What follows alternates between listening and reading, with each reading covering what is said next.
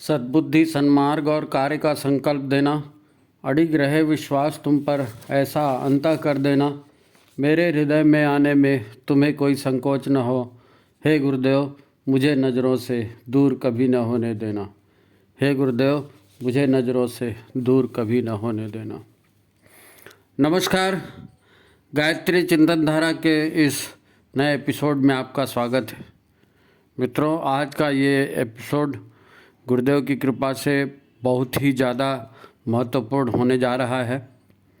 आप खुद अनुभव करेंगे कि इसे हर महीने सुना जाए, हर महीने सुना जाए और ज़िंदगी भर इन बातों को याद रखा जाए, क्योंकि ये हमारी दुनिया को बदल देने वाला एक विचार है जो गुरुदेव ने हमें दिया है। तो आप इसको बार बार सुनिए और भी लोगों को बताइए, सुनाइए, है ना। तो बहुत अच्छा होगा। आप सुनेंगे तो आपको आइडिया हो जाएगा। देखो, बहुत से सद्वाक्य हम जानते हैं और उन सद्वाक्यों को दोहराते भी रहते हैं, पर हमारा आचरण वैसा नहीं हो पाता। क्यों? क्योंकि वो हमारे दिमाग में ही रहते हैं। वो जो विचार हैं वो विश्वास के रूप में हमारे आचरण में नहीं उतर पाते। जैसे एक सद्वाक्य है गुरुदेव का कि असफलता यह बताती है कि सफलता के लिए पूरे मन से प्रयास ही नहीं किया गया, है ना। गुरुदेव का सद्वाक्य है। तो इसका मतलब क्या? पूरे मन से प्रयास, पूरे मन के प्रयास से सफलता मिलती है, तो मतलब भी यही है कि असफल हुए लोगों ने काफ़ी कुछ गलतियां की होंगी, पूरे मन से काम नहीं किया होगा। मतलब कि प्रायः लोग काम की प्रकृति का ठीक से अध्ययन नहीं कर पाते, अंदाज नहीं लगा पाते और भावावेश में कुछ भी काम कर जाते हैं। फिर आगे चल के वो ठीक से काम नहीं करोगे तो काम असफल हो जाता है। हम भी उन्हीं में शामिल हैं, हम भी ऐसा ही करते हैं। आज हम यही समझने का प्रयास करते हैं कि हमें किस बात पर ध्यान देना चाहिए, क्योंकि जीवन बड़ा महत्वपूर्ण है। एक एक दिन, महीना, वर्ष बीतते जा रहा है ना। तो बचे हुए दिन में हमको बहुत कुछ करने का है। तो वो कौन से 3 सत्य हैं जो हमारी दुनिया को बदल देंगे, हमारी दुनिया को बदल देंगे? तो ठीक है, इस वीडियो को शुरू करते हैं। मित्रों, हम जानते हैं कि सोचने और योजना बनाने का काम मस्तिष्क से हम करते हैं। हमें सोचने के लिए, विमर्श के लिए डाटा चाहिए, विचार चाहिए, जानकारी चाहिए, वो भी मस्तिष्क इकट्ठा करता है नहीं। ये डाटा, जानकारियाँ मस्तिष्क ही तो इकट्ठा करता है और उसमें लगे होते हैं कई फिल्टर। आप कहेंगे फिल्टर? हाँ, हम किसी बात को देखते हैं, सामने वाला उसी बात को देखता है, हम दूसरे दृष्टिकोण से देखते हैं, वो दूसरे दृष्टिकोण से देखते हैं। वो कहते हैं ना कि जो पीलिया वाला है उसको हर चीज़ पीली पीली दिखती है, सावन के अंधे को हरा ही हरा दिखता है।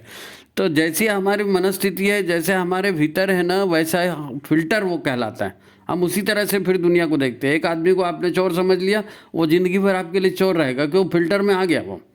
आप उसकी कार्रवाई पर हमेशा शक करेंगे। हमारी रुचियाँ, हमारा स्वभाव, हमारी अपनी अवस्था जो सूचना पाने के समय थी, यानी उस समय मन का मूड कैसा था, है ना, रुचि स्वभाव के साथ फिर हमारा राग द्वेष भी जुड़ जाता है। हम किसी से प्रेम करते हैं, किसी से घृणा करते हैं, तो उसकी हर बात फिर वैसे ही दिखती है। ये सारे फिल्टर हैं, ये फिल्टर हैं जो हमारे दिमाग में लगे। ये सच को पहचानने नहीं देते, निष्पक्ष होकर सोचने नहीं देते। निष्पक्ष शब्द बात ही इसीलिए आया कि ये फिल्टर जो है ये पक्षपात करते हैं। तो उस समय फालतू लगने वाली जानकारी को हमारा मन जो है इग्नोर कर देता है। अरे छोड़ना, इधर ध्यान नहीं देना है। या उस जानकारी के साथ पक्षपात ही तो है ना। यानी वास्तविकता कुछ और होती है और हम धारणा कुछ और ही बना लेते हैं कि पहले तो ऐसा किया था, आज भी कुछ ऐसा ही किया होगा, है नहीं। या हमारे रुचि का टॉपिक नहीं होता तो फिर हम उधर, रुचि का नहीं है तो उधर फिर उतना ध्यान भी नहीं देते। आधी सुनते हैं, आधी इस कान से निकाल देते हैं। अच्छा, ये सबके साथ होता है, ये मानव प्रकृति है, ये सबके साथ होता है। इसीलिए जागरण की बात जो की जाती है, जागरण की बात क्यों करते हैं? जागो जागो जागो मतलब क्या? कोई सोया है इसलिए जागो थोड़ी। जागो मतलब सचेत हो करके जो जैसा है उसको वैसा ही देखने का प्रयास करो। ये फिल्टर हटा के ये जागो, है नहीं। तो सबके साथ ऐसा होता है। या फिर हमें काम का अनुभव नहीं होता तो हम क्या करते हैं, फिर लोग, एक तो जानकारी की बात हुई ना, तो फिर काम हमको मालूम नहीं रहता, ज़िंदगी में बहुत से काम आते हैं, तो फिर हम दूसरे से सीखते हैं, और दूसरे को भी अगर ठीक से जानकारी नहीं है, वो गलत कर रहा है, तो फिर हम भी गलत कर देते हैं। ये काफ़ी बड़े पैमाने पर होता है। हम समाज में रहते हैं, परिवार में रहते हैं, वहाँ एक दूसरे की देखा सीखी तो होता है, सब देखा सीखी करते हैं। तो ऐसे अनेक कारण बन जाते हैं जो हमारे कार्यों की सटीकता को प्रभावित करते हैं, और काम गलत हो जाता है नहीं। काम की प्रकृति अलग है, आप अलग ढंग से करोगे, गलत हो गई। अच्छा, कई बार हमसे या हमारे आसपास के लोगों से बार बार गलतियां होती हैं और हम असफल होते हैं, तो फिर हमारे मन में विश्वास बैठ जाता है, धारणा बना लेते हैं, अरे यार ये तो हमारी तकदीर में नहीं है, ये हमारे से नहीं हो सकता। अब आपने सोच लिया कि हमारे तकदीर में नहीं है, हमारे से नहीं हो सकता, तो वास्तव में होगा भी नहीं फिर वो, अरे। इसलिए गुरुदेव ने कहा है कि ऐसा कुछ नहीं है जो नहीं हो सकता, है ना। असफलता यही दर्शाती है कि आपने पूरे मन से काम नहीं किया, डाटा प्रॉपर इकट्ठा नहीं किया, उसका विश्लेषण इकट्ठा नहीं किया। मतलब गुरुदेव ने ठीक कहा है भाई, क्योंकि दुनिया चलती है कार्य कारण संबंध से, है ना। जो काम करना है उसके लिए जो करना है वही करना है। काम कुछ और है, आप करेंगे कुछ और, तो सफलता कैसे मिलेगी। अब आपकी सूचनाएं ही अधूरी हैं, आपकी रुचि नहीं है, आपका मार्गदर्शन ही ठीक नहीं है, तो असफलता तो मिलेगी, है ना। हमारे भीतर संदेह है, हमारे भीतर भय है, आलस्य है, प्रमाद है, अरुचि है ना, है? हमारी जानकारी, हमारा मार्गदर्शन गलत है। तो पहले भीतर की इस अवस्था को ठीक करना पड़ेगा। आत्मचिंतन करना है ना, अपने आप का विश्लेषण करना है, मैं ठीक जानकारी है कि नहीं, कर रहा हूँ तो ठीक कर रहा हूँ कि नहीं। भावावेश में हर काम थोड़ी होता है जी। अच्छा, जो भीतर होता है वही बाहर आता है ना। आपने भीतर में जो समझ करके रखा है उसी समझ से ही तो काम करेंगे, वैसे ही लोगों को समझेंगे, वैसे ही लोगों को व्यवहार करेंगे। ये पहली और बेसिक बात है। यदि आपको अपनी दुनिया बदलनी है तो इधर आपको ध्यान देना चाहिए, बहुत महत्वपूर्ण बात है। अब देखते हैं दूसरा महत्वपूर्ण तथ्य। दूसरा महत्वपूर्ण, ये ठीक है कि ज्ञान, विचार, वातावरण, मार्गदर्शन आदि की गड़बड़ी कहीं ना कहीं हमें चूक करवाती है, लेकिन बात इससे भी अधिक गंभीर है। बात इससे अधिक गंभीर है। ये तो सबके साथ होता है, लेकिन फिर भी कुछ तो लोग सफल होते हैं ना। तो कैसे होते हैं और आप क्यों नहीं हो सकते? आप सोच कर देखो, आज समाज में एक अजीब समानता है, हर चीज़ एक जैसी है, लेकिन फिर भी कोई सफल होता है, कोई असफल होता है। वातावरण सबका एक ही है, विचार सबका एक है नहीं भाई। घर है, फर्नीचर है, टीवी है, मोबाइल है, गाड़ियाँ, पार्टियाँ, मॉल, कपड़े, है नहीं, सब एक जैसे हैं। स्कूलों में पढ़ाई एक जैसी होती है? हर तरफ 3 या 4 लोगों का छोटा छोटा परिवार है। 30 त्यौहार, शादी ब्याह जितना भी होता है नहीं, इसमें कोई ज्ञान वाली बात, कोई प्रेरणा वाली, संस्कार वाली बात तो होती नहीं। खाना पीना होता है, ढिंग ढांग नाचना होता है, बस, और क्या होता है। तो सब चीज़ एक जैसी है। इसके बावजूद भी, इस वातावरण में रहते हुए भी, एक व्यक्ति अलग तरह का व्यवहार करता है और दूसरा एकदम दूसरे तरीके का व्यवहार करता है। क्यों? शिक्षा, संस्कार, वातावरण तो सबका एक जैसे है ना, फिर व्यवहार क्यों बदला? बाहर से तो सब एक जैसे दिखते हैं, भीतर से ऐसा क्या हो गया जो व्यक्ति को अलग, उसके स्वभाव को अलग, रुचियां अलग, है नहीं, ये अलग अलग चाल चलन वाला बना देता है? तो कोई कारण तो होगा, उस कारण को समझना है। कोई अध्यात्म में, कोई पैसा कमाने में, कोई खेल में, कोई फैशन में, कोई हिंसा और अपराध में रुचि लेता है। अपने अपने ढंग से लोग सक्रिय होते हैं। यदि आप ये सत्य समझ जाएं, ये सत्य आपके समझ में आ जाए, तो हमारे लिए अपने आप को सुधारने की गुंजाइश जरूर बनेगी, जरूर बनेगी। अभी तो हमको लगता ही नहीं कि अरे हम तो ठीक ही कर रहे हैं, लेकिन आप सोच करके देखेंगे। आइए अभी दूसरी जो बात है ना, इस दूसरी बात, इसकी बेसिक सच्चाई को समझने का प्रयास करते हैं। बेसिक सच्चाई दूसरे पॉइंट की, है नहीं। हमारे लिए विचार, रुचियाँ, प्रेरणा या ऊर्जा की भिन्नता का कारण क्या है? इसका कारण है हमारी अपनी प्रकृति। सरल भाषा में कहें तो हमारे भीतर दो तरह के तत्व हैं हमारे भीतर। हर प्राणी में, हर आदमी में दो तरह के तत्व होते हैं। एक है आत्मा, हर किसी के भीतर आत्मा होती ना, परमात्मा का रूप है, परमात्मा चेतना का अंश कहते हैं इसी को। तो ये तो आत्मा तो सबकी एक है, तो इसमें कोई चेंज होने का सवाल नहीं है ना। आत्मा न तो कुछ करती है, न ही आत्मा भोगती है। मन करता है, मन भोगता है, सूक्ष्म शरीर। खैर, तो कर्ता और भोक्ता हमारा शरीर है। आत्मा कर्म न करती है न भोगती है। ये हमेशा बदलते रहने वाले पंच तत्वों से बनी हुई संरचना है। क्या? शरीर हमारा। शरीर हमेशा बदलते रहता है, छोटे से बड़ा होगा, अच्छा होगा, बीमार होगा, सुखी होगा, दुखी होगा, है ना। ये पांच तत्वों के जो बोलते हैं ना, पृथ्वी, जल, वायु, अग्नि, आकाश, इसी से बनी हुई एक संरचना है, एक सिस्टम है शरीर, है ना। अब भिन्नता जो है, ये लोग सफल असफल जो होते हैं ना, सुख दुख पाते हैं, ये भिन्नता आती है शरीर की वजह से। शरीर की वजह से शरीर की भीतरी संरचना में फर्क होता है। ये गुण कर्म स्वभाव में जो भिन्नता दिखती है वो शरीर से ही आती है। सुख दुख, सफलता असफलता, सज्जनता दुर्जनता, इसका मूल कारण हमारे शरीर की प्रकृति है ना। भीतरी अंग अवयव, रक्त, मज्जा, हड्डी, ये तो सबका एक जैसे ही होता है नी। ये सबका एक जैसे ही होता है।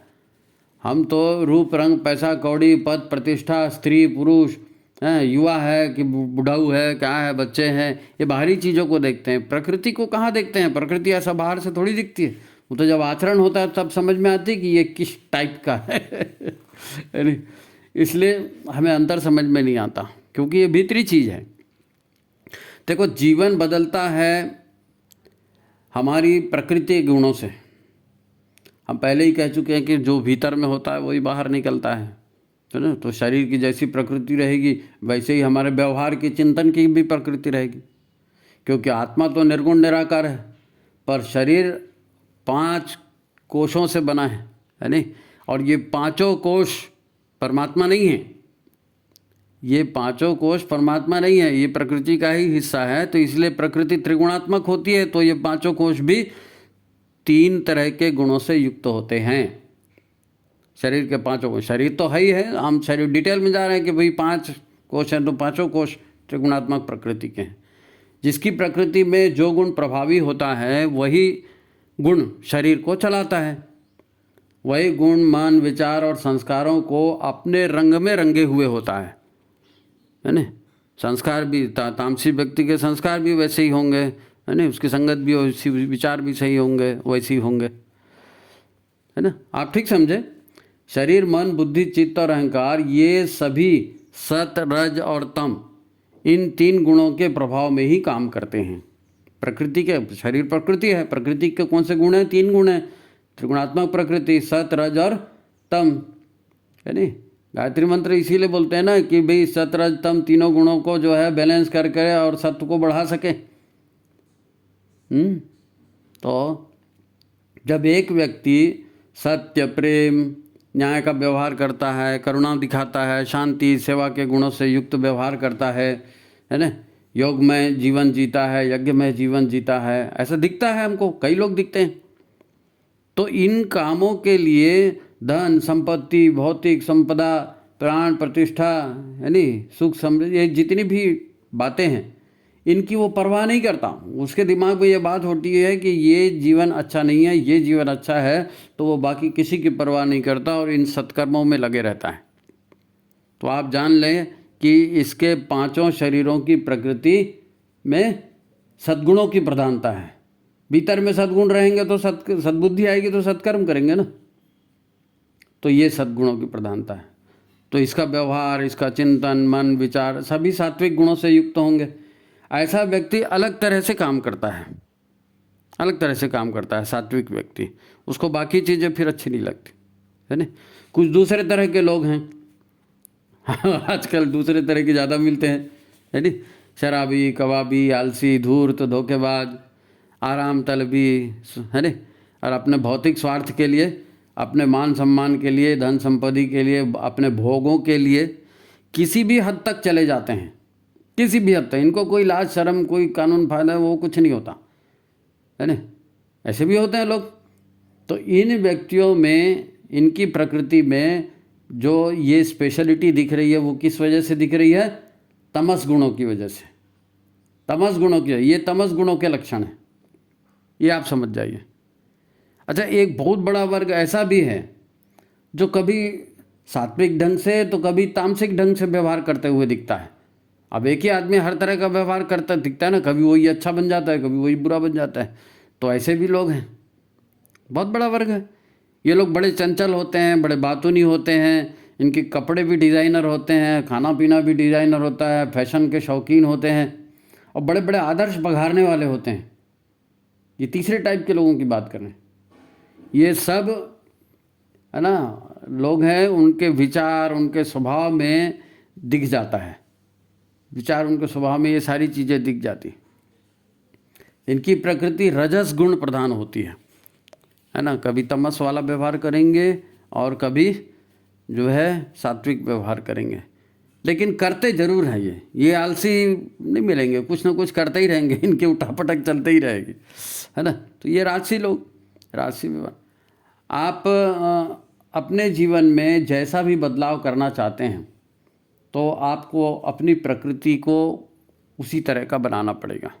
आपके भीतर मतलब हमारे शरीर में बोलो या शरीर के पांचों कोशों में बोलो, इनकी जो प्रकृति है, तमस प्रकृति है तो तमस जैसा स्वाभाविक आचरण होगा, रजस प्रकृति है तो रजस जैसा स्वाभाविक आचरण होगा, और तमस प्रकृति है तो तमस जैसा स्वाभाविक आचरण होगा।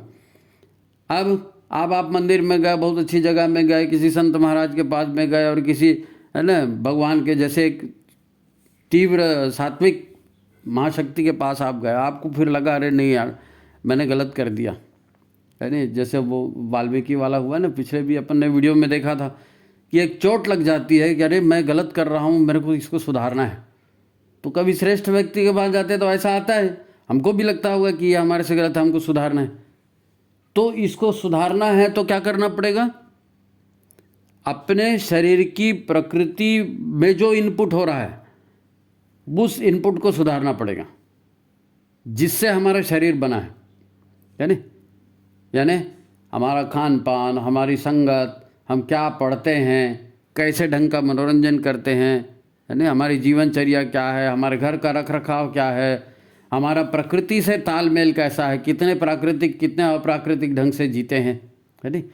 ये सारी बातें जो हमारे पेट में जाती हैं, हमारे दिमाग में जाती है और हमारे आसपास होती हैं, इन्हीं से तो हम प्रभावित रहते हैं। आपने पेट में कुछ डाला वो रिजल्ट दिखाएगा, दिमाग में कुछ डाला तो वो भी रिजल्ट दिखाएगा, आपके आसपास का वातावरण है, आपकी संगत है, वो भी रिजल्ट दिखाएगी। तो बदलता तो इन्हीं से है ना आदमी। तो हमारे दिमाग में, हमारे आसपास जो कुछ होता है, इसी से हमारा स्थूल शरीर, हमारा मनोमय शरीर ऐसे ही फिर बन जाता है। हमारा शरीर भी ऐसे हो जाएगा, हमारा मन भी वैसे हो जाएगा, और लगातार हम ऐसे ही करते रहेंगे तो स्थूल शरीर, सूक्ष्म शरीर और कारण शरीर भी फिर ऐसी हो जाएगा।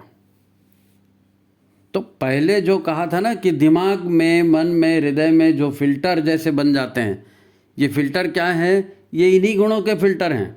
सात्विकता का फिल्टर लगा दिया तो आपको हर चीज़ अच्छी दिखेगी, तामसिक फिल्टर लगा दिया तो हर आदमी चोर ही दिखेगा, है नहीं। और राजसी फिल्टर लगा दिया तो अरे सब तो ऐसे ही करते हैं, चलो हम भी करेंगे। ये दिमाग का फिल्टर, दिमाग ही तो बताता है ना, यही फिल्टर की बात शुरू में की गई थी। तो सत रज तम, इन तीन गुणों से हमारी प्रकृति, शरीर बना है, हमारी प्रकृति है। यदि आप अपने आप को बदलना चाहते हैं तो इन तीन तत्वों का जो बैलेंस है आपके शरीर में, आपके मन में, आपके विचारों में, उस बैलेंस को उस दिशा में मोड़ना होगा। सात्विक बनना है तो आहार विहार सात्विक, संगत सात्विक, है नहीं।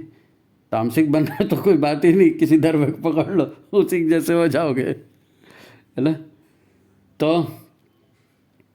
आप खुद सोच कर देखो, यदि हमारे विचारों का ढंग, हमारी रुचियां ही बदल जाएं तो फिर हमारे निष्कर्ष भी बदल जाएंगे ना, और हमारे निष्कर्ष बदल जाएंगे तो जीने का, काम करने का तरीका भी बदल जाएगा। पर दुनिया तो हमारे विचारों से नहीं चलती। नहीं जी, मैंने सोचा था ऐसा होना चाहिए पर ऐसा तो नहीं हुआ है। तो तुमने सोचा था तो कोई एहसान कर दिया क्या भगवान के ऊपर? भगवान ने दुनिया बनाई है, वो भगवान के नियम से चले गया, हमने क्या सोचा? तो अपने सोच को ठीक करो, भगवान को अकल मत दो, है नहीं। आप पूजा पाठ करेंगे, नारियल अगरबत्ती चढ़ाएंगे, फिर कहेंगे अरे यार मैंने इतना भगवान की पूजा की, उसने कुछ नहीं किया। तो ऐसा नहीं होता। आपको पात्रता हासिल करनी पड़ती है। पात्रता क्या है? सत्प्रवृत्ति है, राजसी प्रवृत्ति है कि तामसी प्रवृत्ति है। प्रवृत्ति बेहतर बनाएंगे, काम उस ढंग से करेंगे तो उस ढंग की सफलता आपको मिलेगी। इसलिए गुरुदेव जोर से कर कहते हैं कि दुनिया को बदलने से पहले खुद को बदलना पड़ेगा। खुद को बदलना पड़ेगा मतलब खुद की प्रकृति को बदलना पड़ेगा। परिस्थिति को बदलने के लिए पहले अपनी मनस्थिति को बदलना पड़ेगा। पिछले ही वीडियो में आपने कहा मनस्पति नहीं बदलेगी तो कोई परिस्थिति आपकी बदल नहीं सकती। कैसे बदलेगी? तो मन, शरीर, है ना, ये जितनी बातें ये प्रकृति से जुड़ी हुई हैं और हमारे अंदर क्या चल रहा है विचारों में, खान पान में, इसको यदि आप ठीक करेंगे तो फिर होगा, है ना। क्रिकेट के खिलाड़ी आते हैं ना, अपनी डाइट चेंज करते हैं, है ना। बीमार की डाइट अलग होती है, विद्यार्थी की डाइट अलग होती है। तो ये सारी चीज़ें आप जानते हैं, लेकिन अब सोचा नहीं आपने कभी उस ढंग से कि मेरे को बदलना है तो मैं क्या करूं। लोगों के कहे सुने पर जाने से तो फिर लोग गड्ढे में जा रहे हैं, इसलिए सब लोग गड्ढे में जा रहे हैं। अरे बुद्धि से ही तो चित्त और अहंकार में, मान्यताओं में, धारणाओं में बदलाव होता है जी। जो भी सद्गुरु हैं वो अपने अंतःकरण को बदलने की ही बात करते हैं। अच्छा, तीसरा एक महत्वपूर्ण तत्व और है। यदि आपने दो को बैलेंस कर दिया, लेकिन इस तीसरे तत्व को यदि आपने नहीं जाना, तीसरी बात को नहीं जाना, तो जिंदगी में कभी सफल नहीं हो सकते। तीसरा सत्य और भी ज़्यादा महत्वपूर्ण है।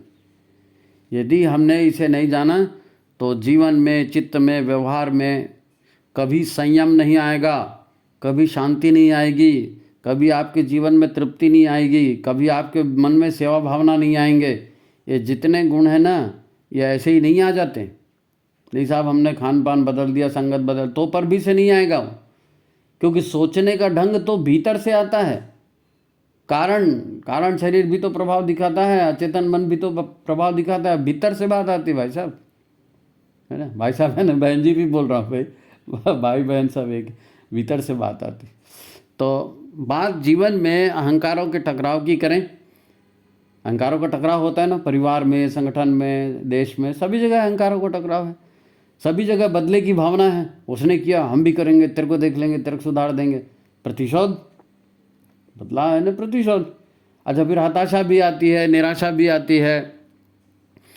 इन पर आप नियंत्रण नहीं कर पाएंगे यदि आप वास्तविकता को नहीं समझेंगे। वास्तविकता को नहीं समझेंगे, मुझे बोलते ना ईश्वरीय साक्षात्कार, कुछ ऐसी बात है, समझ जाओ। ये आपको होना जरूरी। देखो, श्रीमद् भगवद गीता को सबसे महत्वपूर्ण ग्रंथ कहा जाता है, तो इसीलिए कहा जाता है कि यह ग्रंथ जीवन की इस तीसरे और सर्वाधिक महत्वपूर्ण तथ्य को समझाती है। गीता तीसरे और सर्वाधिक महत्वपूर्ण तथ्य को समझाती है। वही अर्जुन है, वही रणांगण है, वही रिश्तेदार है। पहले नहीं लड़ूंगा बोल रहा था, फिर लड़ा। क्यों? क्योंकि भीतर उस सत्य को स्वीकार करना है नहीं। अपने कार्य ईश्वर को समर्पित होकर करना चाहिए, यही तो गीता बताती है ना। अपने आप को कर्ता मत समझो और सर्वधर्म परित्यज्य मामेकम शरणम व्रज। गुरुदेव भी कहते हैं, कृष्ण ने भी कहा था। क्योंकि ज़्यादा तुम समझ नहीं पाओगे ना, इसलिए सीधे सीधे कहते हैं कि भैया हम जो कह रहे हैं वो आप करो। गुरु कहते हैं, भगवान यही कहते हैं। पूरे गीता के जो 18 अध्याय की गीता है, ये कृष्ण को समझानी पड़ी अर्जुन को, है ना। देखो, सबसे बड़ा सत्य यह है कि मनुष्य अपने भाग्य को स्वयं बनाता है। अब ये अंडरलाइन कर लो और इस लाइन को बार बार सुनना आप, क्योंकि इससे आपके जीवन में सबसे बड़ा चमत्कार होने वाला है। सबसे बड़ा सत्य क्या है? सबसे बड़ा सत्य है कि मनुष्य अपने भाग्य को स्वयं बनाता है। अपने जीवन में दुख, संघर्ष, श्रम, हानि, रोग, मान अपमान, है ना, आदि हम स्वयं आमंत्रित करते हैं। मेरे को स्त्री बनना है कि मेरे को पुरुष बनना है, ये मैं तय करता हूँ।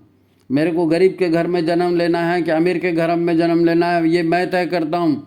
मेरे माँ बाप मुझको कैसा चाहिए, मेरी पत्नी मुझको कैसी चाहिए, मेरा पति कैसे चाहिए, मेरा बेटा कैसे चाहिए, मेरा वातावरण कैसे चाहिए, ये भगवान कोई ढकेल के किसी को नहीं करता। ये हम स्वयं तय करते हैं, हम स्वयं तय करते हैं। अभी हमको समझ में नहीं आता, लेकिन आप अध्ययन करेंगे तो आप पाएंगे। अध्ययन करेंगे अब पाएंगे, है ना। क्यों ऐसा क्यों करते हैं हम? अभी तो हमको ख़राब लग रहा है कि गरीब के घर में क्यों पैदा हुआ, अभी तो हमको ख़राब लग रहा है कि मेरा बच्चा विकलांग क्यों पैदा हो गया, मेरी तकदीर खराब है। आप वहाँ आके अटक गई, पूर्ण विराम लग गया। लेकिन ऐसा नहीं है, ऐसा नहीं है। और ये क्यों नहीं है? ये इसलिए नहीं है कि हम शरीर को ही मैं मानते हैं। हमने शरीर को ही मैं माना है, शरीर मेरा साधन है। ये जिस दिन समझ में आ जाएगा तब कुछ लाइट पड़ेगी। शरीर मेरा साधन है धर्म कार्य करने के लिए, मैं शरीर नहीं हूँ। एक वीडियो में अपन ने कहा था, साधना में आपको ये भी बताया था कि प्रत्येक सांस के साथ आपको बोलना है कि मैं शरीर भी नहीं हूँ और मैं मन भी नहीं हूँ। गुरुदेव ने भी तो भटके हुए देवता में यही कहा ना कि आप क्या हैं, आप वही परम तत्व हैं। तो हम शरीर नहीं हैं, हम आत्मा हैं, हम आत्मा हैं। देखो क्या होता है, जब हम मर गए, मरने के बाद हमारा सूक्ष्म शरीर बाहर निकल गया, तो सूक्ष्म शरीर में हम सब जानते हैं कामनाएं, वासनाएं, इच्छाएं, फलाना ठिकाना, ये वो पूरा भरा हुआ रहता है। लेकिन दिमाग तो ख़त्म हो गया ना, दिमाग शरीर के साथ यहीं रह गया, उस दिमाग की स्मृतियाँ भी यहीं रह गई। जब शरीर को छोड़ करके हम बाहर निकलते हैं, सूक्ष्म शरीर के रूप में बोलो या जीवात्मा बाहर निकलती है बोलो, है ना, पांचों प्राण के साथ, तो वो एक टर्निंग पॉइंट होता है। अगर आपकी कामनाएं, वासनाएं बहुत ज़्यादा तीव्र हैं, अरे बहुत ज़्यादा तीव्र हैं, तो फिर ज़्यादा सोचने समझने की बात नहीं होती। जो शरीर मिला फटाक से घुस गए और फिर कामनाओं के हिसाब से भोग बन गया आपका, और आप उसी ढंग के जीवन जी डाले। ये एक स्थिति है। लेकिन सामान्य व्यक्ति जो अपनी पूरी आयु जी कर मरा है, 80 साल, 90 साल, 100 साल के पूरे ज़िंदगी उसने किया, सारे कर्म भोग निपटा लिए, और आप तो जानते ना बुढ़ापे में थोड़ा सा उसको भगवान थोड़ा दिखने लगता है, दुनिया क्या है, भगवान क्या है, सही क्या है, गलत क्या है, वो बाद में सोच। तो ये सोचते सोचते, चिंतन करते करते जब आदमी मर जाता है, शरीर छोड़ता है, तो सूक्ष्म शरीर थोड़े रेस्ट की अवस्था में रहता है नहीं, 13 दिन तक बताते ना, घर के आसपास जीवात्मा मंडराते रहता है। तो ये सारी जो चीज़ें हैं, ये इस समय अगर शरीर में शुद्धता है ना, उत्तेजना नहीं है, तो जीवात्मा अपने आप का निरीक्षण करती है, निरीक्षण करती है, क्योंकि जीवात्मा परम शुद्ध होना चाहती है। हर आत्मा का उद्देश्य है परमात्मा से मिलना।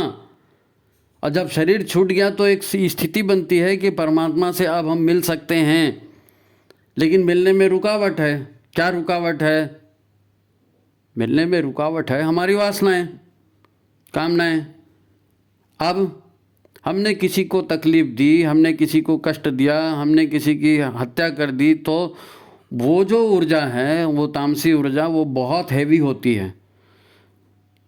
आपने प्रतिशोध किया, आपने हत्या की, है ना, किसी को भ्रूण हत्या की और जान से मार डाला, या इस तरह के गंभीर जब पाप करते हैं, नकारात्मकता जब बहुत ज़्यादा बढ़ जाती है, तो उसकी जो ऊर्जा होती है, ऊर्जा ही तो जाती है ना सूक्ष्म शरीर के साथ। तो ऊर्जा वो इतनी हैवी रहती है कि हमको परमात्मा की ओर जाने नहीं देती। तब आत्मा यह विचार करती है कि मेरे को तो परमात्मा से मिलना है, लेकिन रुकावट क्या है? रुकावट ये है कि मैंने कोढ़ियों का बहिष्कार किया, मैंने बीमारों का बहिष्कार किया। तो अब इसका प्रायश्चित कैसे होगा? इसको हटाएंगे कैसे आत्मा के ऊपर से? तो इसको आत्मा के ऊपर से हटाने के लिए हम अपने लिए दुखों का चुनाव करते हैं।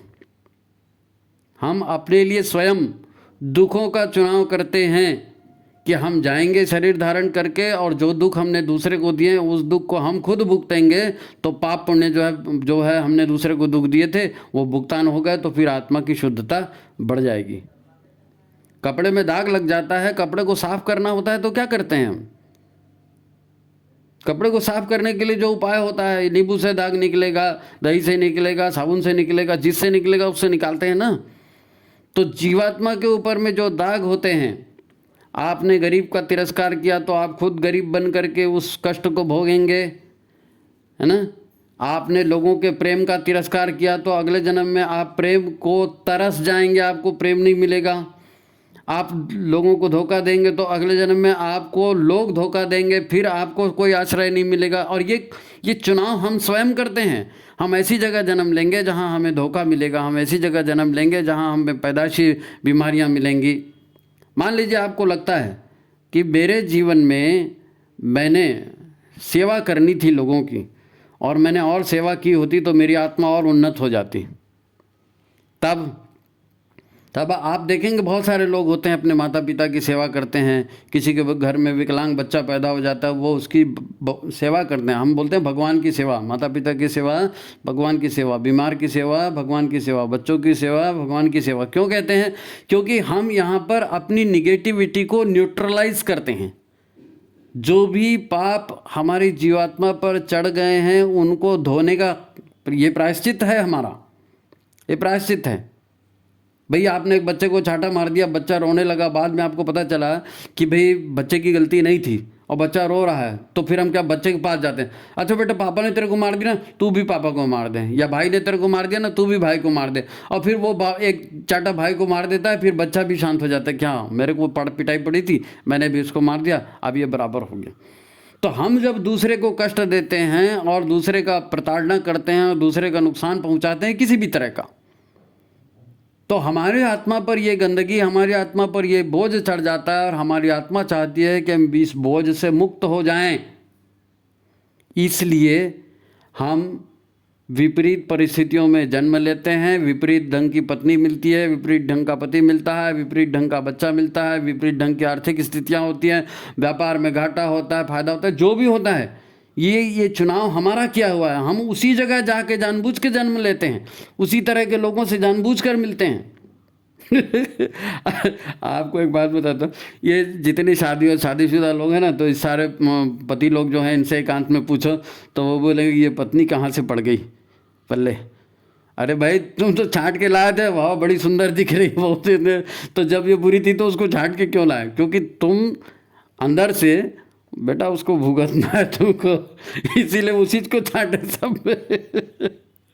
अरे तो अपने लिए सुखद दुखद परिस्थितियां हम स्वयं निर्मित करते हैं। और इसलिए ये जो तीसरी बात है, ये तीसरी बात को आप समझ जाइएंगे ना तो जिंदगी में क्रांति आ जाएगी।